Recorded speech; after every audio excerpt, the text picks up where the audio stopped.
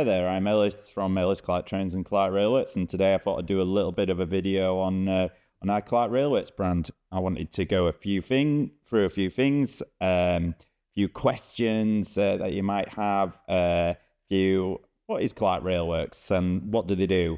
And I wanted to go through where we're at with our projects at the moment.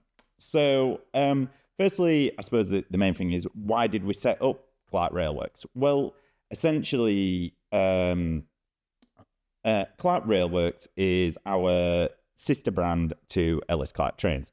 We're all in the same premises, same staff, same lovely people. Albert's there. But basically, Ellis Clark Trains became very, very well known for fine scale low gauge because we released Preslows, Wickhams, and our recently released Black 5. We thought it would be a good idea to sort of differentiate our road gauge products from our double O products. So we created Clark Railworks, and that was 4 years ago now. We created Clark Railworks. We set up a new website for it, which is where we have all our pre-owned double O gauge. And at the time, I knew, you didn't know, but we were going to do some manufactured ready-to-run stuff. So when we announced our Quad Arts, our first ready-to-run double O project, we did so under the Clark Railworks banner. Well, actually, sort of under the Ellis Clark Trains banner, but through Clark Railworks, the website. And we are growing this Clark Railworks brand, and we've got a lot of plans for it. And as I say, that's where this video leads. So are we still Ellis Clark Trains? Are we Clark Railworks? Who are we? As I say, we're one company. Ellis Clark Trains and Clark Railworks are one company. We just use different brand names for our road gauge and our double O models. So Clark Railworks for our double O models, Ellis Clark Trains for our road gauge models. As simple as that. We have two different websites: Ellis Clark Trains, which is where you'll find like all our road gauge and gauge 1. Clark Railworks, where you'll find all our double O, our HO. So a little bit more about Clark Railworks. It started as just selling pre-owned. And as I say, we then announced our Quad Art coaches. So we still do the pre-owned, and we're doing more and more ready to run. I suppose a lot of people are asking, what does the future hold for us? Where are you going to go with both brands? Are you going to have both? Essentially, yes. We'll have new O-gauge releases through Ellis Clark Trains, new double O releases and announcements through Clark Railworks. Clark Railworks as a website still gets all the pre-owned double O, continues to grow there, and we've got some fantastic items on it. Ellis Clark Trains continues to get the O-gauge and gauge 1. Just a nice way of keeping it separate. It means you can find exactly what you're looking for when you go to each website. Keeps it nice and clear and straightforward. What products have we announced so far under Clark Railworks? The first one we announced was our Quad Art coaches, of which I've got some samples here. Not much. Now, these are very far along. We're about to, at the time of doing this video, we're about to get our decorated samples, of which we've got many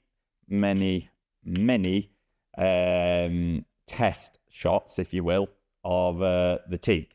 Now, as everyone knows, recreating teak in model form is not easy. And over the years, many manufacturers have struggled. That was the biggest, the second biggest challenge after the articulation on these. But it was a big challenge in how do we realistically recreate teak on a model. It's got to be scalable. It's got to be manufacturable, if that's a word. And it's obviously got to look right. Decoration on models is such a difficult area, and it takes a heck of a lot of time. For example, color doesn't necessarily always scale down. You have to make a lot of tweaks and changes. You've got different painting, printing, tampo stamping methods you can use. You've got to combine them all to make a realistic, good-looking model. So we've tried many different combinations of teak, printing styles, finishes, base colors that changes the finish on it. And essentially we've come down to this finish, which is what we are currently creating the decorated samples from. And from there, if it's as good as we think it's going to look, with quite a lot of few tweets from this body here, then we think it's going to be a real winner. We think it's going to look really, really good.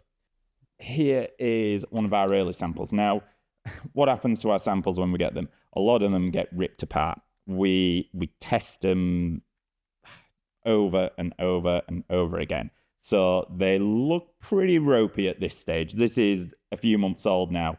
It's run countless hours. We've dropped it. We've kicked it, not intentionally, and I'm slightly joking, but it's gone through a lot. We really test our products because with us and with what we've done with Ellis Clark Trains, and it's what we do with Clark Railworks, we go for absolute detail throughout, but it's got to be able to be picked up and handled. It's why our shows now, our cabinets don't have any glass on them. We want you to be able to just grab the models, pick them up and have a look and not be scared to knock something off.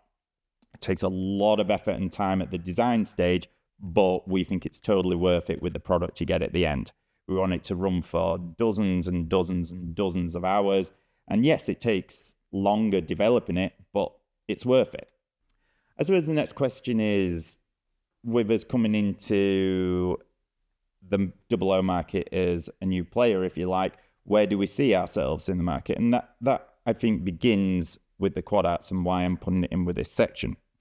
We announced these quad arts at a retail price of $325. Now, I always like to talk about price, and I don't shy away from it, especially with retail prices, because the market is different at the moment. It's changing, it's adapting, and obviously we all want quality and detail. It's what we all crave in model railways. We want to see the models recreated. So when we announced the quad arts and when we were designing them and tooling up and looking at the cost, I had a real difficult decision because I wanted the retail price originally to be lower. But I had to look at it from a business point of view, from a quality point of view, from a detail point of view, and think, okay, where are we going to be in the market? And where do we want to be in the future of the market, more importantly? We're here for the full journey. We don't just want to come in and drop out. So creating a retail price that works for us as a business, that we think is fair and that gives it longevity was really important.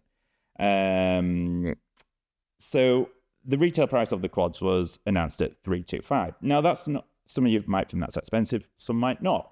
The reality is, for the amount of parts involved in each coach, there's probably more parts than is on a diesel locomotive. Just the only thing that isn't in it is a motor and a gearbox. So it kind of gives you the idea of where we were at with it. And I didn't want to, for us, for Clark Railworks and what we do with our quality and detail, I didn't want to bring that quality detail down at all to get a lower price. So I thought it was important to keep that and enter the market as Clark Railworks as sort of a high-end brand, if you like. We don't see ourselves necessarily as high-end, but we like to let the quality and detail speak for itself, and that's what we get. If you know our O-gauge stuff, you'll see from our Wickhams, our Presslers, and our Black 5, and there's plenty of reviews and videos online on there, on YouTube and other social media avenues worth checking out. So that's where we are with the quads, the price, and everything like that. Fast forwarding a bit, or going back in time to fast forward, we then announced our second project, the D 210Os, a massive loco, huge challenge, a lot of detail on this. And again, price was the first question in my mind. Again, we had the exact same thing. We want to do quality, detail, and we announced them for DCC ready models at $295. Again, a little bit higher maybe than what's out there now, but for what we wanted to put into it, we just thought we can't do it for less. Having said that, I think the models are really going to speak for themselves. A bit like our Black 5s in O-gauge, that's what we're trying to do in 00. Now, I don't have much in front of me in terms of Dub Ds, because right now they're in the tooling stage, which is due for completion in September, October of, at the time of this, 2024. So we should have them at the time of doing this in about 3-4 months. We should start seeing some samples. What I do have to show you is, again, some colors we've been playing around with. These are 3D prints of the tender body and chassis. And it just shows sort of the lengths we are going to try and get the colors correct and the decoration right. And we always start quite early on in the process whilst it's in tooling, so we can get everything ready for the decoration. For example, here we have a number of different blue swatches. This is for our lawnmower blue. And we are doing Gordon as it is now in preservation at the Severn Valley Railway. And getting blues right, any colour right, blues and reds especially, is difficult. If every loco is plain BR black, that'd be lovely. But it's not. So we are currently testing a lot of blues. I'm showing you these now. A lot of you might think, oh, that looks nothing like it. Don't worry. We're at the stage of testing every possible combination and colour, matching it to different photographs and getting it right for the time period. As I say, the biggest issue is because a lot of people say, well, why don't you just paint it as it is? Get the exact colour and just paint it. Sometimes colour doesn't scale right. And the other thing is you've got different finishes. Real life locomotives are so glossy. When you put it down to model form and you don't have it quite as glossy, it just looks completely wrong. So that's the other biggest challenge. We get an exact match on the colour, we paint it onto a model, and we're like, that does not look right at all.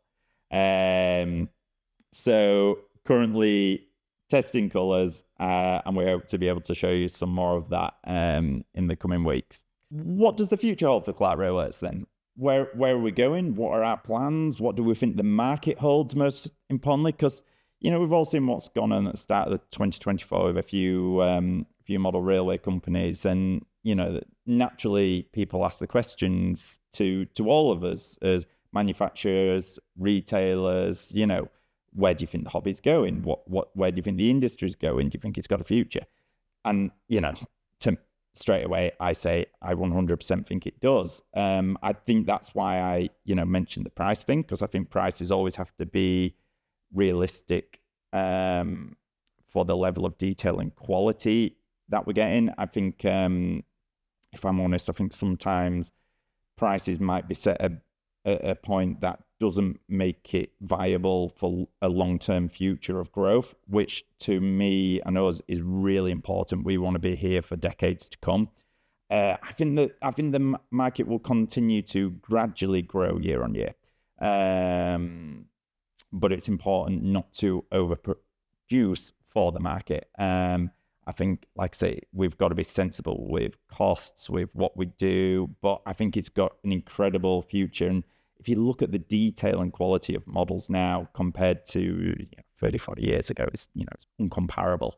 I think personally the price of models is fair for what you're getting out of them. If you actually look at a model and how many parts are actually on a model, if you then divide that by the cost, you are actually talking, it could be like 50p a part. And if you look at it like that and the amount of assembly that's gone into it, it's not that bad. I mean, if you think about, if you took a kit and you bought a kit and then assembled it yourself and tallied up the hours it took you to build paint and stuff, then I think that says a lot.